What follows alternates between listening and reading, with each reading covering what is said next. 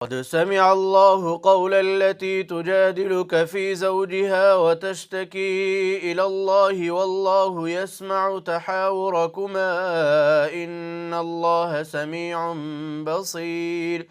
الذين يظاهرون منكم من نسائهم ما هن أمهاتهم إن أمهاتهم إلا اللائي ولدنهم وإنهم ليقولون منكرا من القول وزورا وإن الله لعفو غفور.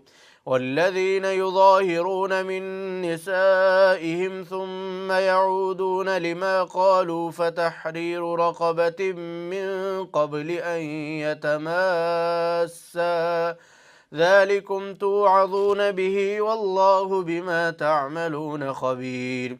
فمن لم يجد